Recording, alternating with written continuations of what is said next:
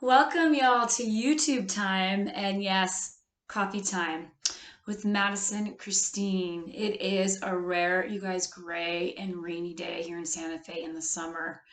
And I want to send a lot of coolness and love to all you on the West Coast that are getting freaking assaulted by the heat. Um, that is the worst, in my opinion. So, and here we are in the high desert getting the rain and the gray. So I'm such a lover of that as well as the sun. So it's a special treat. So passing that on.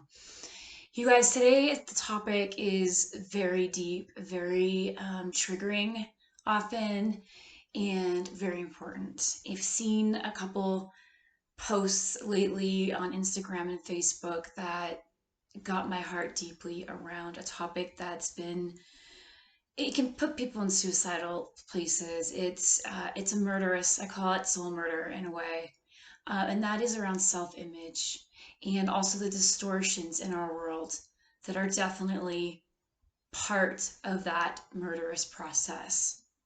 Okay, now there is no way in hell I can cover it all in one YouTube, but I definitely want to bring some education into this, observations, compassion.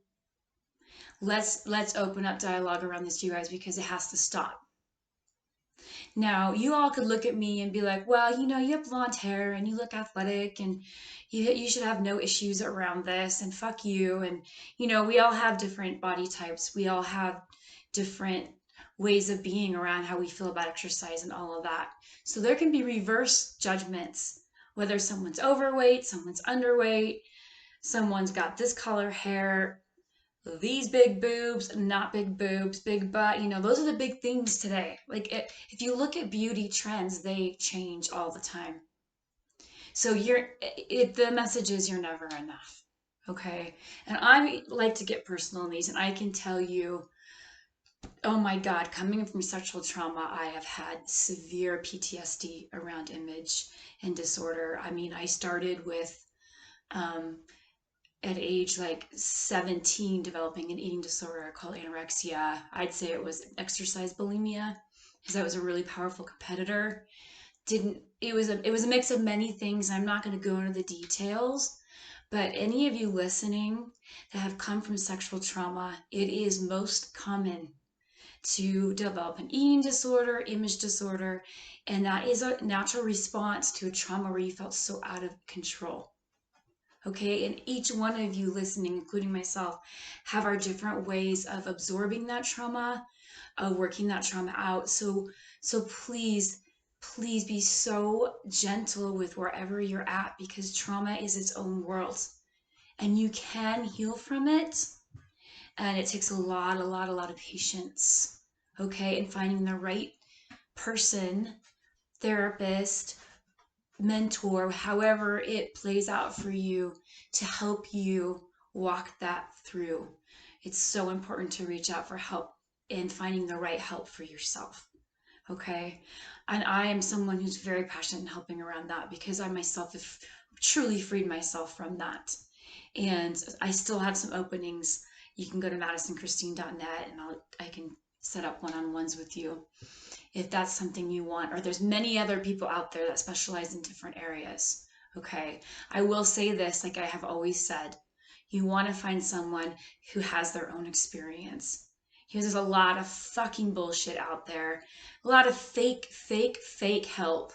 People that haven't been there don't know the pain, and they may have good things to say, but we're in a time of energy and frequency, and to feel someone truly there with you, who's not doing any condescending, who is acting like they know, though none of us can fully know what another is going through, right? But we can have been in that war, okay? That makes a way big difference.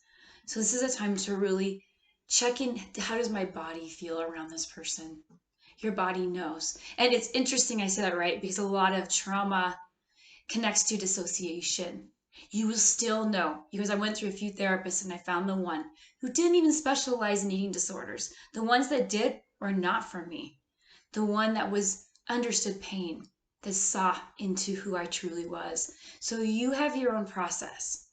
So Didn't expect to have to spend all that time on that, but that is important information, okay? Also, what the fuck is going on? People are going plastic left and right. Teens are getting surgery on things like bunions, things all know that anything that's off, it's terrifying, you guys. Teens, 20-year-olds are getting Botox. Okay, and if you're someone listening, you've done this, no judgment. It is a wake-up call. You guys, this is severe what our culture, what media, what we see on movies. You guys, that stuff is just not real, okay? So if you're comparing yourself to that, you're already set up to feel like shit, okay? And so hopefully this video can have information to talk to that part of you. We have to get fierce with the messages that you find yourself believing, and really do like how Shaman Durek says this, you want to interrogate those thoughts. Is it really true that true beauty is plastic? If you were to go outside in nature and there was a plastic tree or a real tree, which one would you pick? I don't know about you guys, but part of falling in love when it comes to all that is the imperfections. Now, the imperfections that a person takes responsibility for, right? But when I talk about physical, if anything's too perfect, I'm turned off because I'm starting to go, can they like chill it? Can they have fun? Can they, all of us, you guys, excuse me for being crass, we all take a shit every day. Well, hopefully, right? We all freaking have moments where we've puked. We all need to throw out a spit if you're an athlete, right? I mean, let's get more real, you guys, about this.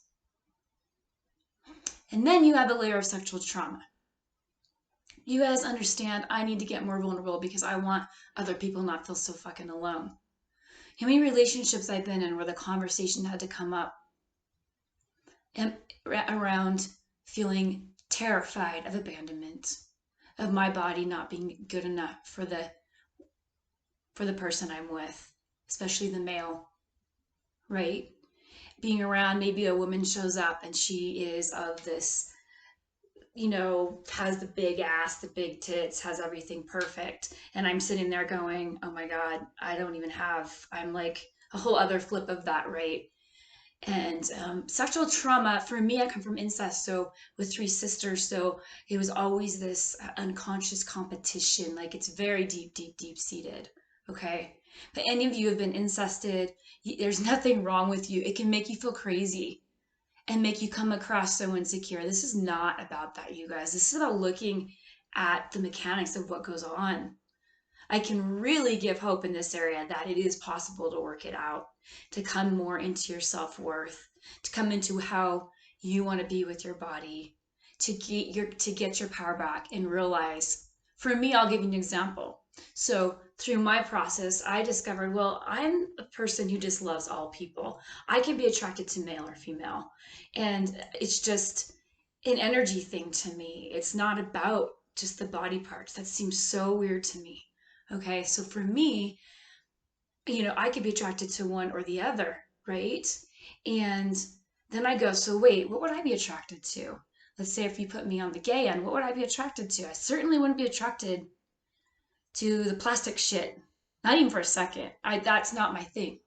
If that helped me empower myself, go, wait a minute, whatever you do to get in touch with what you love. And you guys, there's nothing wrong with making oneself attractive and beautiful. Like, for instance, I love running and exercise in the gym. It is a passion of mine.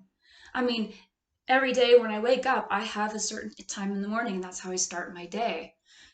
This morning, part of me was like, oh God, I really don't, but I know how good it feels at the end. And then when I get going, I have a whole shift in my consciousness. It has served me deeply, but there was a time when I had to let it go. Like an alcohol. Those are a million other YouTubes on exercise addiction. But I have finally, I'm not kidding you, this is like, we're going on 30 years later, found a rhythm for my body that feels good, that's not harsh, that gives me results that I like, and it's not Crazy. Give it 35, 40 minutes a day. Boom, done. So, where in your life are you around this? Are you someone who is in torture? Are you in a relationship and you feel like you're constantly being compared? That is abusive. If you have a partner, male or female, who is constantly putting down your looks, constantly doing this, that is a red flag. Okay? And it's a good time to seek help, to look at how you can find your own security in yourself. Maybe find some understandings from your childhood to bring more self-compassion and understanding. Here's this topic digs deep. Like I said, we've been taught all wrong about what beauty is. To me, it's pure love. It's pure energy. It's someone who's looking at themselves, who's willing and daring enough to say, I feel so ugly right now, and to walk through it into their true beauty. You guys, I feel like I can't even give credit to what I'm even sharing right now. But if you're someone feeling that, know that you are being lied to. It came from somewhere else, and it's important now to start getting fierce with those lies and saying, no, it's not true. I don't care who you're watching this, whatever weight you are, whatever experience you've had, you're fucking beautiful. That's your true self. Okay? So, yeah, me saying that's not going to cure it. I understand that. But it can wake something up where you can start going, wait, I'm not a victim to this anymore. And you start unpacking things, right? Whether it's therapy, your traumas. I mean, there's so many lies we get in traumas, you guys. And the trauma is healable, okay? I just want to keep saying that. If I can do it, anybody can. But it does take patience, and it takes the right people and energies. So I'm going to leave it at that. And I just want to say all my love to every single one of you. Remember the truth of who you are. You're fucking amazing. You're divine. So everything else is a lie. So start getting fierce with those. It's up to us, you guys, to truly save ourselves. This is not a time for victimhood to be worshipped anymore. Okay? I can sound fierce in that.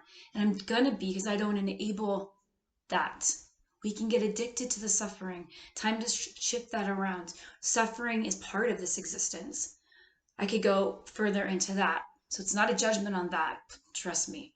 But let's also see where we can lift ourselves, where we can really turn that around, okay?